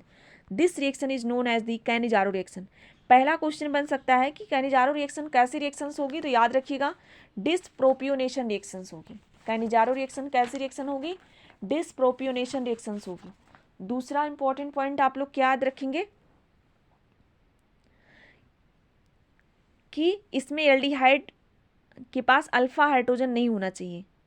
अगर अल्फा हाइड्रोजन होगा तो एल्डोल कंडेंसेशन देगा, कैनिजारो नहीं देगा। तो सबसे बेस्ट एग्जांपल इसका क्या है, 2 मॉलिक्यूल्स ऑफ फॉर्मल्डिहाइड ले लीजिए, क्योंकि फॉर्मल्डिहाइड एक ऐसा एल्डिहाइड है जिसके पास कोई भी अल्फा हाइड्रोजन नहीं है। तो नो अल्फा हाइड्रोजन NaOH के साथ रिएक्शंस कराएंगे तो एक तो आपका मेथेनॉल मिलेगा, एक तो एल्कोहल देगा, और आधा पार्ट क्या करेगा, सोडियम फार्मेट बनाएगा यहाँ से, फॉर्मल्डिहाइड के साथ जब रिएक्शंस कराएंगे और वो इसी से एसिड में कन्वर्ट हो जाएगा। तो सबसे पहले आप क्या करेंगे, ये आपका बेस है, कहाँ जाके अटैक करेगा, कार्बोनिल कार्बन पे, ये बॉन्ड ब्रेक होगा तो एक सिस्टम बनेगा। उसके बाद क्या होगा, एक कार्बन इधर आएगा, तुरंत ये बॉन्ड क्या होगा, हाइड्राइड ट्रांसफर होगा दूसरे फॉर्मल्डिहाइड मॉलिक्यूल्स पे और CH3OH बनेगा। Ketone do not give this reactions. Ketone Cannizzaro reactions नहीं देता है, तो हमेशा याद रखिएगा कि कीटोन्स कैनिजारो रिएक्शंस नहीं देता है। और कीटोन्स कैनिजारो रिएक्शन नहीं देता है क्योंकि इसके पास जरूरी है कि एक एल्किल ग्रुप होना ही चाहिए कीटोन के पास, और अगर एल्किल ग्रुप एक होगा तो उसके पास अल्फा हाइड्रोजन भी होगा, और कैनिजारो का कंडीशन क्या कह रहा है कि उसके पास अल्फा हाइड्रोजन नहीं होना चाहिए। तो याद कर लीजिए सब लोग, इंपॉर्टेंट रिएक्शंस हैं। अगला देखेंगे रीफॉर्मेस की रिएक्शंस। हमारे पास समय बहुत कम है तो इसीलिए सिर्फ हम फोकस करेंगे रीजेंट पे और देखेंगे क्या रिएक्टेंट आप यूज कर रहे हैं। तो रीफॉर्मेस की रिएक्शंस में क्या बनता है, आप यूज करते हैं this involve the treatment of aldehyde और कीटोन विथ अल्फा ब्रोमोएस्टर। क्या, अल्फा ब्रोमोएस्टर। देखिए अल्फा पोजीशन पे क्या लगा है, ब्रोमोएस्टर।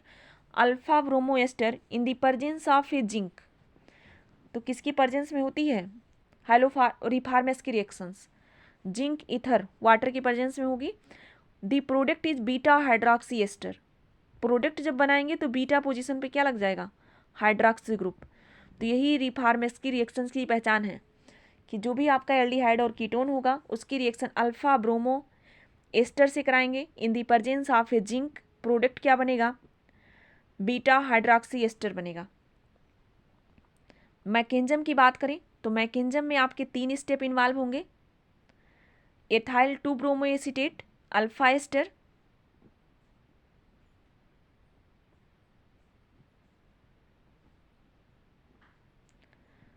इस तरीके से यहाँ पे इसकी मैकेनिज्म देख लीजिएगा। ठीक है, अभी आपको बस इतना चीज़ें याद होनी चाहिए।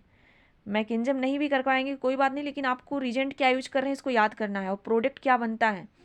तो प्रोडक्ट में तो आपको याद हो गया है ना, बीटा हाइड्रोक्सी एस्टर बनता है, अल्फा ब्रोमो एस्टर का यूज करते हैं, जिंक का प्रेजेंस रखते हैं, तभी रिफॉर्मेस की रिएक्शंस होती हैं। बीटिंग रिएक्शंस क्या है, और एक चीज़ और यहाँ पे हम आपको बताना चाहते हैं, अगर आप नेम रिएक्शन इन सारा का डिटेल देखना चाहते हैं मैकेनिज्म, तो हमारे चैनल की प्लेलिस्ट को विजिट करेंगे तो प्लेलिस्ट में आपको नेम रिएक्शंस के नाम से एक प्लेलिस्ट मिलेगी, नेम रिएक्शन के नाम से एक प्लेलिस्ट मिलेगी, उसमें सारी रिएक्शंस आपको मिल जाएंगी। तो याद रखिएगा बीटिंग रिएक्शन क्या होता है, this involve the treatment of aldehyde and ketone with phosphorus ylides. Aldehyde और कीटोन की रिएक्शन किसके साथ कराएंगे, फास्फोरस इलिट के साथ कराएंगे, और क्या बनाएंगे, एल्कीन बनाएंगे। क्या बनाएंगे, एल्कीन बनाएंगे। तो ये तो कार्बोनिल कंपाउंड हो गया, चाहे आपका एल्डिहाइड का हो चाहे कीटोन का हो। उसके साथ इलीड का फॉर्मेशन करेंगे। इलीड क्या होते हैं, एडजेसेंट अपोजिट चार्ज, यानी एक पे प्लस दूसरे पे माइनस। तो R2C माइनस है तो P प्लस होगा, C6H5 3 होगा। Alkene double bond, carbon double bond Cr2 from the ylide, C6H5 3 P double bond हो, इस तरीके से। An aldehyde is a molecule with adjacent opposite charges. Phosphorus ylide is prepared from primary alkyl halide and triphenyl phosphine. अब देखिए इलिड कैसे बनता है, किस तरीके से आप यूज करते हैं। एक क्वेश्चन यहाँ से देखिए पूछता है, कौन सी ऐसी नेम रिएक्शन है जिसमें P डबल बॉन्ड O का फॉर्मेशन होता है। काफ़ी इंपॉर्टेंट क्वेश्चन है, कौन सी नेम रिएक्शन है जिसमें P डबल बॉन्ड O बन रहा है, तो ये बीटिंग रिएक्शन में भी बनता है।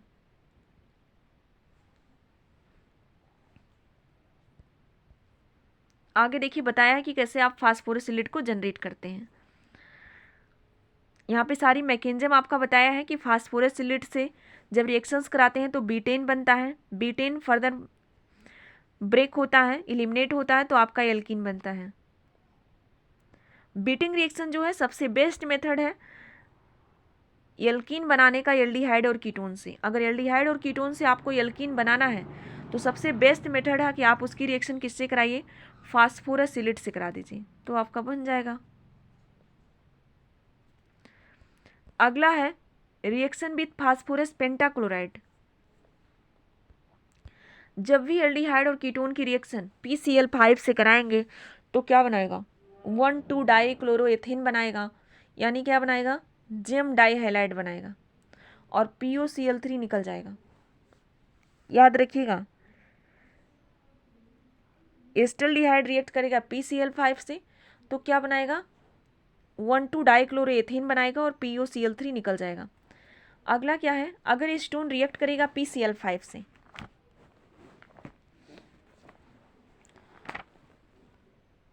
एस्टोन जब रिएक्ट करेगा तो उस समय क्या बनेगा, 2,2 डाइक्लोरोप्रोपेन बनेगा और POCl3 निकल जाएगा। आप देखते हैं कि कौन सा स्टेबल प्रोडक्ट निकलेगा।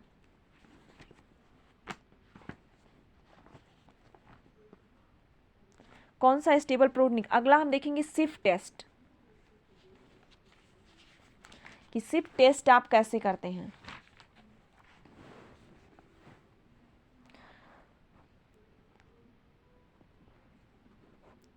सिफ टेस्ट के लिए आप देखेंगे dilute solution of aldehyde when added to Schiff reagent rosaniline hydrochloride dissolve in water and its red colour decolourize by passing sulfur dioxide restores its red color. This is known as Sif test for aldehyde and ketones. For aldehyde, ketone do not give this test. स्विफ्ट test जो है वो ketone नहीं देता है, ना Cannizzaro reactions ketone दे रहा है, ना फेहलिंग सोल्यूशन, टालन रीजन, ना बेनेडिक्ट सोल्यूशंस को कर रहा है। तो ये सारी चीज़ें आप याद रखिएगा। अगला हम फार्मल्डिहाइड के बारे में कुछ देख लेते हैं कि फार्मल्डिहाइड को कैसे आप बनाते हैं। तो मेथेनॉल को अगर 300 डिग्री सेल्सियस पे Ag के संपर्क में हीट करेंगे तो बन जाएगा फार्मल्डिहाइड। मेथेनॉल की रिएक्शन अगर ऑक्सीजन O2 के साथ कराएंगे तब भी बन जाएगा फार्मल्डिहाइड। अगर एयर ऑक्सीडेशन कराते हैं मेथेन का in the presence of various metallic oxide तब भी आपका बन जाएगा formaldehyde. Formaldehyde is a gas and product in marketed as 40% aqueous solution under the same formalin. तो जो फार्मेलिन है वो फार्मल्डिहाइड का ही वो है। फार्मल्डिहाइड क्या होता है? एक कलरलेस गैस होता है, बॉइलिंग पॉइंट -21 डिग्री सेल्सियस होता है।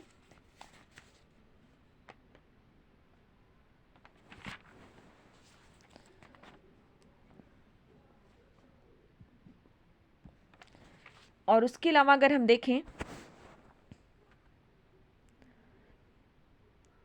तो it is extremely soluble in water. और कुछ इंपॉर्टेंट रिएक्शन भी यहाँ पे फार्मल्डिहाइड की गिवन है, तो देख लेते हैं एक बार। When formaldehyde treated with ammonia it does not give an aldehyde ammonia but form hexamethylene triamine. तो 6 मॉलिक्यूल्स ऑफ फार्मल्डिहाइड अगर लेंगे, अगर 6 मॉलिक्यूल्स ऑफ फार्मल्डिहाइड लेंगे और 4 मॉलिक्यूल्स ऑफ NH3 लेंगे। एक क्वेश्चन भी पीजीटी एग्जाम्स में आया हुआ है, इसीलिए इस क्वेश्चन को मैंने यहाँ पे लिया हुआ है। इसीलिए हम कहते हैं कि पूरा वीडियो आप लोग लास्ट तक जरूर देखिए, जिससे आपको सारे इंपॉर्टेंट क्वेश्चन पता चल सके। तो 6 मॉलिक्यूल्स ऑफ फार्मल्डिहाइड और 4 मॉलिक्यूल्स का आप अमोनिया जब आप यूज करते हैं तो देखिए प्रोडक्ट क्या मिलता है। 1 2 3 4 अमोनिया हो गए आपके, 6 मॉलिक्यूल्स ऑफ वाटर निकल गया और हेक्सामेथाइलिन टेट्राएमीन बना। क्या बना? हेक्सामेथाइलिन टेट्राएमीन बना। और इसी को क्या बोलते हैं? यूरोट्रोपिन भी बोलते हैं। 6 मॉलिक्यूल्स ऑफ फार्मल्डिहाइड जब रिएक्ट करेगा 4 मॉलिक्यूल्स ऑफ अमोनिया के साथ, तो उस समय जो प्रोडक्ट बनेगा वो क्या बनेगा? हेक्सामेथाइलिन टेट्राएमीन बनेगा। और हेक्सामेथाइलिन टेट्राएमीन को आप यूज करते हैं एज ए यूरिनरी एंटीसेप्टिक। और इसका जो ट्रेड नेम है वो है यूरोट्रोपिन। इसे क्या कहते हैं? यूरोट्रोपिन कहते हैं। तो एक बार हम इसको हटा दे रहे हैं, आप अच्छे से इसको देख लीजिए और इसका स्क्रीनशॉट लेके नोट कर लीजिए। यहाँ पे देखिए दिया गया है फार्मल्डिहाइड जब रिएक्ट करेगा NaOH के साथ तो मेथेनॉल बनेगा और सोडियम फार्मेट बनेगा। यही कैनिजारो रिएक्शंस है। ये देखिए मेथाइल बनेगा। दूसरा रिएक्शंस क्या है? एक फार्मल्डिहाइड 2 मॉलिक्यूल्स ऑफ क्या है? एल्कोहल है। तो हमने कहा था एल्डिहाइड का 1 मॉलिक्यूल्स रहेगा तो एस्टर बनेगा, 2 रहेगा तो हेमी-एस्टर बनेगा, पॉलीमराइजेशन होगा। ये देखिए कुछ और इंपॉर्टेंट प्रॉपर्टीज दिए गए हैं फार्मल्डिहाइड के, इसको भी आप लोग देखना चाहें तो देख सकते हैं। जैसे फार्मल्डिहाइड के 3 मॉलिक्यूल्स को जब आप आपस में रिएक्ट कराएंगे तो पैरा फार्मल्डिहाइड बन जाएगा। ये देखिए वेरी वेरी इंपॉर्टेंट रिएक्शन है। जो इन रिएक्शन इंपॉर्टेंट है उसको हम बहुत ज़्यादा मार्क कर रहे हैं। जब भी फिनाल की रिएक्शन फार्मल्डिहाइड से करते हैं तो फिनाल की रिएक्शन जब भी आप फार्मल्डिहाइड से करते हैं तो गिव सिंथेटिक प्लास्टिक। तो सिंथेटिक प्लास्टिक देता है जिसका नाम क्या है?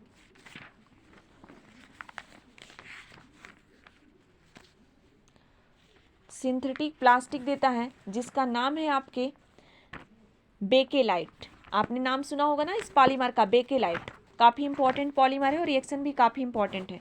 तो याद रखिएगा जब भी फिनाल की रिएक्शन फार्मल्डिहाइड के साथ होती है, फिनाल कंडेंस करता है फार्मल्डिहाइड के साथ, तो आपको मिलता है बेकेलाइट। अगला एक चीज़ है क्लोरल। क्लोरल आगे भी मैंने बताया था ना, CCl3 डबल बॉन्ड OCH से। तो क्लोरल का यूज क्या होता है? Manufacture of DDT and important insecticide. It has been use to medicine as a high hypnotic. अगला है एक्रोलिन। एक्रोलिन का देख लीजिए, एक अनसेचुरेटेड एल्डिहाइड होता है क्योंकि इसके पास डबल बॉन्ड होता है, CH2 double bond CH CH2।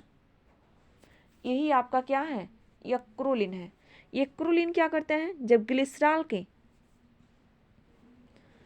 Molecules को KHSO4 की प्रेजेंस में आप हीट करते हैं तो 2 मॉलिक्यूल्स ऑफ वाटर निकल जाते हैं और आपका एक्रोलीन मिल जाता है।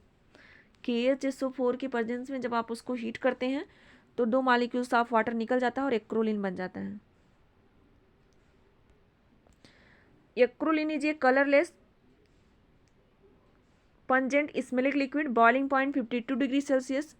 Acrolein molecule contains both carbon-carbon double bond and an aldehyde group. Thus, it behaves both like an alkene and aldehyde. However, acrolein shows modified behavior because it occurs as a resonance hybrid.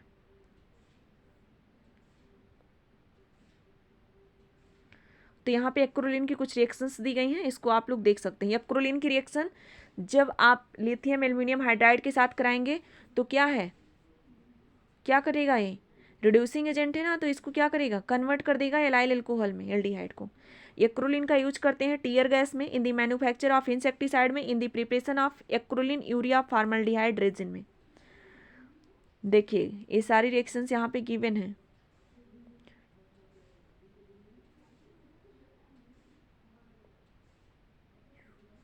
अगला कुछ reactions यहाँ पे given है। Aston की reaction, जब आप Aston से further कराएंगे तो मेस्टाइल ऑक्साइड बनेगा, HCl की प्रेजेंस में वाटर निकल जाएगा।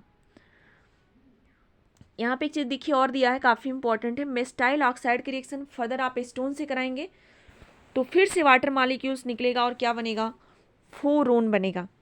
CH3 C double bond CH CO CS C double bond OC CH3 फोरोन बनेगा। अगला देखिए, एस्टोन को अगर कॉन्सेंट्रेटेड H2SO4 के साथ रिएक्ट करते हैं तो क्या मिलेगा, मेस्टाइलिन बनेगा।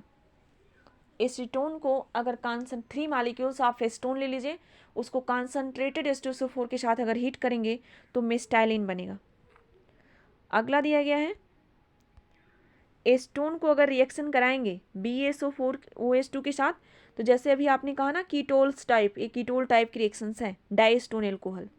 अगला देखिए यहाँ पे दिया है, एसीटोन को आप यूज कर सकते हैं as a solvent, varnishes, liquid, resin and plastic in the production of chloroform and diacetone alcohol and in the manufacture of thermosetting plastic products. ये कुछ इंपॉर्टेंट यूजेस थे। इसके अलावा बहुत सारे आपके हैं, जैसे एरोमेटिक एल्डिहाइड और कीटोन में देखेंगे बेंजोइन कंडेंसेशन, और अगर कहीं पे आपको बेंजल्डिहाइड के 2 मॉलिक्यूल्स मिल रहे हैं आपको तो उस कंडीशन में भी आप देखेंगे, चलिए यहीं पे हम बता देते हैं, अगर बेंजल्डिहाइड के 2 मॉलिक्यूल्स मिल रहे हैं तो भी वो काइनेजारो रिएक्शंस देंगे अगर बेस की प्रेजेंस में, क्योंकि इसके पास नो अल्फा हाइड्रोजन, इसके पास बेंजल्डिहाइड के जो मॉलिक्यूल्स हैं ये भी काइनेजारो रिएक्शन देंगे क्योंकि इसके पास भी अल्फा हाइड्रोजन नहीं है। तो ये इस बात का हमेशा ध्यान रखेंगे, क्योंकि यहाँ पे मैंने एरोमेटिक एल्डिहाइड और कीटोन को डिस्कस नहीं किया है, ठीक है।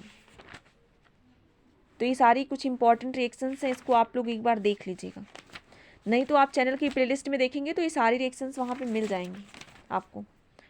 अब हम कुछ मल्टीपल चॉइस क्वेश्चन को ले सकते हैं। द कार्बोनिल कार्बन आप the carbon atom of A carbonyl group is क्या होता है, sp2 हाइब्रिडाइज्ड होता है। अगला क्या होगा, कौन सा स्टेटमेंट नॉट ट्रू है, तो कार्बोनिल कार्बन क्या होता है, sp2 हाइब्रिडाइज्ड होता है। बॉन्ड एंगल क्या होती है, 120 डिग्री होती है। 3 atom attach to a carbonyl form a non planar geometry, यही ऑप्शन क्या होगा, करेक्ट नहीं होगा, option C. Acetone contains, acetone जो कॉन्टेंस होता है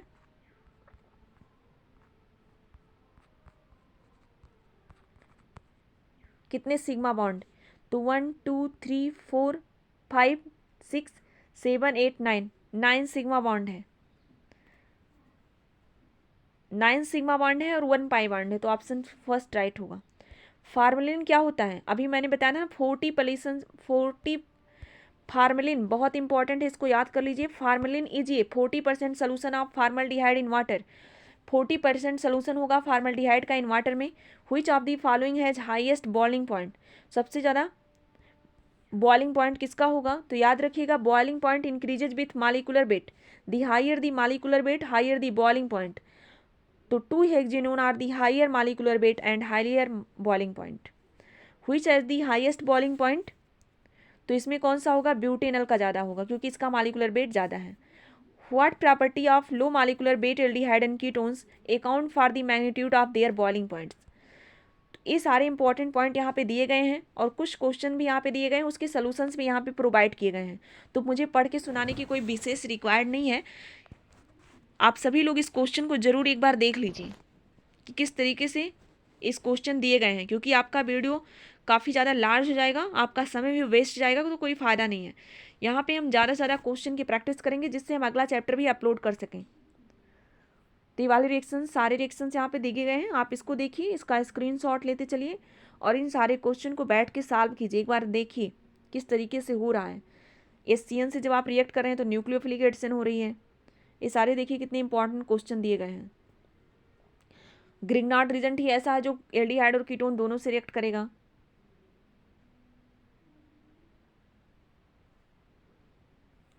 ये सारे क्वेश्चंस यहाँ पे काफ़ी इंपॉर्टेंट है। कैनिजारो रिएक्शंस कौन सा नहीं देगा? तो बेंजल्डिहाइड देगा, फॉर्मल्डिहाइड देगा, लेकिन एस्टल्डिहाइड नहीं देगा। ट्राई मेथाइल एस्टल्डिहाइड भी देगा कैनिजारो रिएक्शंस।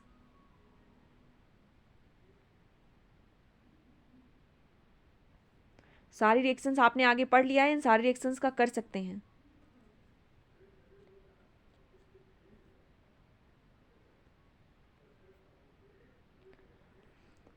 ये सारे क्वेश्चन बहुत इंपॉर्टेंट है आपके एग्जाम्स के लिए, प्रैक्टिस बहुत जरूरी है। जिस भी एग्जाम्स में आप प्रिपरेशन करें, दिया है appearance of a silver mirror in Tollen test indicate the presence of aldehyde. Tollen जो टेस्ट रिजल्ट होता है किसका प्रेसिपिटेट देता है? तो AgNO3 Ag का प्रेसिपिटेट देता है, सिल्वर का। कौन सा कंपाउंड, देखिए कितना अच्छा क्वेश्चन यहाँ पे आ गया। Which of the following compound will give a positive test with Fehling solution? Fehling solution के साथ कौन सा देगा? तो आपको मैंने कहा ना कि एल्डिहाइड के केस में तो फॉर्मल्डिहाइड देगा।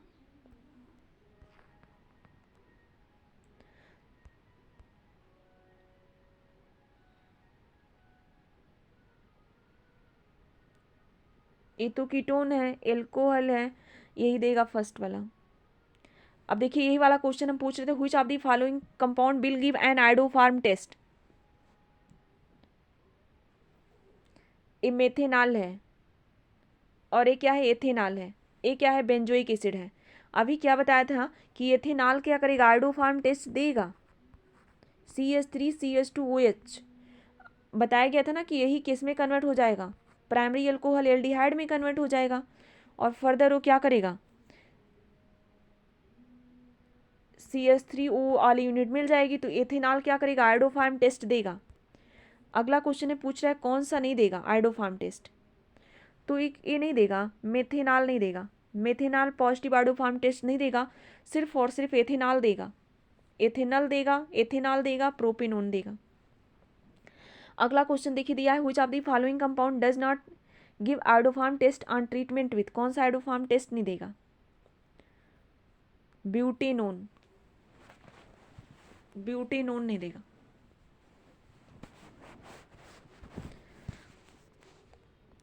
थ्री पेंटेनोन नहीं देगा, सॉरी 2 पेंटेनोन नहीं देगा आइडोफार्म टेस्ट। इस वाले कंपाउंड्स को आप बहुत ध्यान से देखेंगे, ये सारे क्वेश्चन आपके एग्जाम्स के लिए बहुत इंपॉर्टेंट है। मैंने आपसे ये भी कहा था ना कि 2 पेंटेनोन और 3 पेंटेनोन में अगर आपको डिफ्रेंशिएट करना है तब भी आप क्या कर सकते हैं? वहाँ पे आइडोफार्म टेस्ट करा सकते हैं। तो इसका ऑप्शन क्या दिया है? बी दिया है ना, लेकिन ये वाला पूछा कि कौन सा देगा, तो 2 पेंटेनोन देगा लेकिन 3 वाला नहीं देगा, हेक्सेनोन भी नहीं देगा, बेंजल्डिहाइड भी नहीं देगा। इस तरीके से यहाँ पे जितने भी इंपॉर्टेंट क्वेश्चन दिए गए हैं उन सारे क्वेश्चन को आप लोग जरूर सॉल्व कीजिए। जितना ज़्यादा प्रैक्टिस करेंगे उतना ही ज़्यादा आपके लिए परफेक्ट होगा। अब हम मिलेंगे आपसे नेक्स्ट चैप्टर के नेक्स्ट लेक्चर के साथ। Thanks for watching all of you. To join us our session, हमारे प्रीवियस क्लास को देखना जरूर ना भूलें। चैनल की प्लेलिस्ट में बहुत सारी क्लासेस आपकी लगी हुई हैं नेम रिएक्शंस की, उन सारे क्लासेस को जरूर एक बार रिवीजन जरूर करें। Thanks for watching all of you.